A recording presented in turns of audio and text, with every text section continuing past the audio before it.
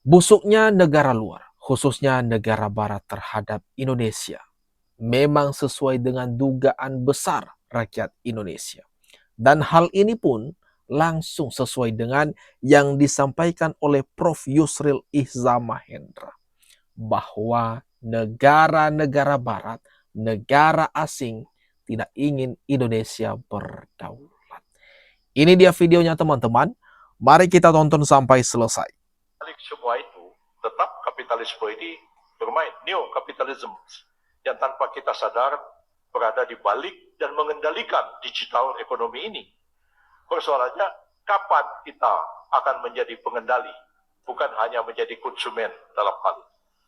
Dan ini tantangan bagi kita sekarang ini, bagaimana negara kita ini bisa menjadi kuat satu ketika, ya, menjadi stabil secara ekonomi, dan kita sebenarnya punya potensi yang sangat-sangat besar untuk itu. Karena itu tidak ada bangsa di dunia ini yang suka melihat Indonesia ini tetap kuat, tumbuh, dan berkembang. Dan kritik The Economist kemarin tentang ekonomi Indonesia, saya baca berulang-ulang, ujung-ujungnya ya mau mengembalikan kita seperti era Pak Harto. Akhirnya bangsa kita ini hanya jadi bangsa pengekspor bahan-bahan mentah yang nilai ekonominya tidak sebanding ketika sudah menjadi produk mesin dan teknologi di zaman modern sekarang. Akhirnya cuma mau itu aja. Ya. Saya pengalaman betul pada waktu Pak Harto, hampir kita ini sudah menjadi the Asian Tiger tahun 97. Kekuatan ekonomi terpenting di Asia pada waktu itu. Karena Pak Harto bisa naikkan pertumbuhan ekonomi sampai 8% pada waktu itu. Mereka tidak suka. Digoncang kita dengan mata uang, berantakan semua. Ketika kita kalang kabut, IMF datang, saya menjadi saksi sejarah dengan Pak Murdiono pada waktu itu. Bagaimana IMF mengatakan kami akan membantu Indonesia, kita itu ibaratnya bayi lahir, nggak dewasa, masuk inkubator. Ya, dia akan bantu kita, tapi dengan beberapa permintaan. Salah satu permintaannya itu, dana untuk pengembangan IPTN minta dihentikan. Kenapa? Orang-orang barat itu tidak akan pernah mau Indonesia itu mampu menjadi negara yang masuk ke era teknologi. Ini nih teman-teman. Mereka tahu, kalau IPTN itu dikembangkan terus, Indonesia akan bisa, mungkin hari ini kita sudah bisa bikin pesawat tempur sendiri. Mereka nggak mau. Kita digagalkan di situ. Itu generasi muda harus paham. Jangan kita menggantungkan nasib kita ini kepada bangsa lain. Nggak ada yang akan nolong kita itu kecuali kita sendiri. Ya. Jangan kita maki-maki bangsa sendiri, negara kita sendiri, puji-muji bangsa lain. Bahaya itu. Mentalitas seperti itu merusak kepentingan kita sendiri. Kitalah yang harus memperbaiki apa yang kurang pada bangsa kita ini. Dan segera termasuk juga pembangunan hukum kita. Salah satu sisi yang lemah dari pemerintah ke pemerintah berganti sampai pada pemerintah sekarang, masih juga orang mempersoalkan adanya ketidakpastian balik semua ini. Guys, Prof. Yusril Ihza Mahendra merupakan saksi sejarah. Kalau memang benar pihak asing itu tidak ingin Indonesia maju dari era Pak Harto, malahan negara-negara barat sangat tidak senang. Mereka tidak senang kalau Indonesia ini berdaulat, baik secara ekonomi, baik dari segi manapun. Mereka berusaha supaya Indonesia ini tetap menjadi negara konsumen. Mereka tetap mau apa yang kita ekspor di luar itu sebagai bahan-bahan mentah saja. Jadi mulai dari Presiden ke-7 Bapak Jokowi yang berusaha berdaulat secara pangan atas apa komoditas yang ada, kemudian dilanjutkan oleh Presiden Prabowo yang saat ini pihak-pihak asing, pihak barat selalu berupaya mengadu domba, mengacaukan negara Republik Indonesia. Nah, seharusnya kalau kita anak-anak bangsa mau Indonesia ini menjadi negara maju, bukan hanya menjadi negara berkembang yang terus dimanfaatkan oleh negara-negara luar, tentunya kita harus mengikuti apa kebijakan dari pemerintah yang memang benar pro rakyat. banget nih Amerika Serikat. Dia suruh kita pakai tabung gas LPG di Indonesia, bisa meledak. Iya, impor dari mereka, habis rupiah kita buat beli dolar. Dolarnya buat impor LPG dari mereka. Jadi makin lama makin lemah lah rupiah kita. Tapi Amerika Serikat sendiri, apakah di negaranya mereka pakai gas LPG? Tidak, mereka pinter. Nah, buat negara-negara goblok nih, lu pakai LPG punya negara gua, biar jadi budaknya Amerika Serikat. Di Amerika Serikat sendiri mereka nggak pakai LPG karena lebih mahal. Mereka pakainya CNG, mereka pakainya gas alam, guys. Pinter banget nih Amerika Serikat. Dia suruh. Itu teman-teman. Kan aneh sebenarnya. Kita yang di sini kelimpahan komoditas-komoditas gas alam, tapi kenapa malah menggunakan gas LPG? Kita impor jauh-jauh dari Amerika Serikat, terus kita pakai di sini. Nah, Amerika sendiri nggak memakai LPG. Nah itu, makanya ada memang diciduk mafia-mafia impor. Di mana sekarang kita tahu Presiden Prabowo pemerintahannya sedang ganas-ganasnya memberantas mafia-mafia yang pro atau antek-antek asing yang ada di tanah air. Itu yang sedang diupayakan oleh pemerintah. Presiden Prabowo akan mengalihkan dari gas LPG menjadi CNG yang bakalan dipakai oleh rakyat Indonesia. Dan CNG itu melimpah di negara kita.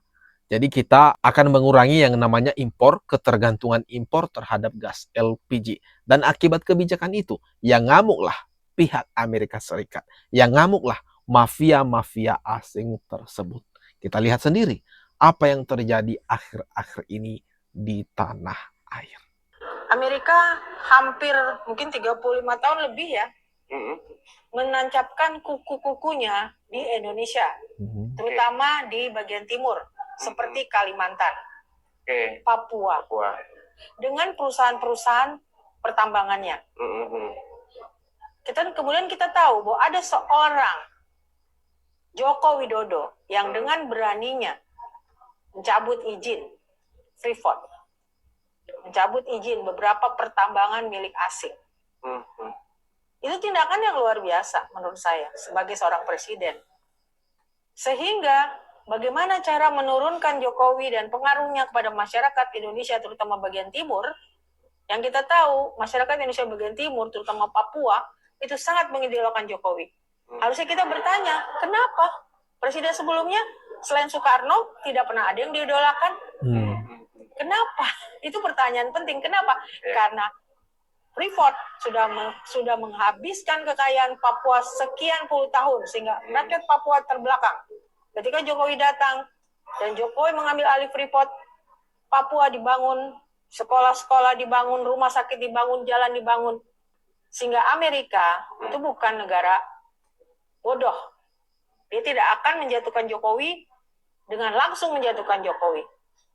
Oke, berarti dalam konteks ini, dalam satu dugaan ya Bu? Ini dugaan saya secara pribadi. Benar bahwa asing membikinnya mereka begitu? Pasti.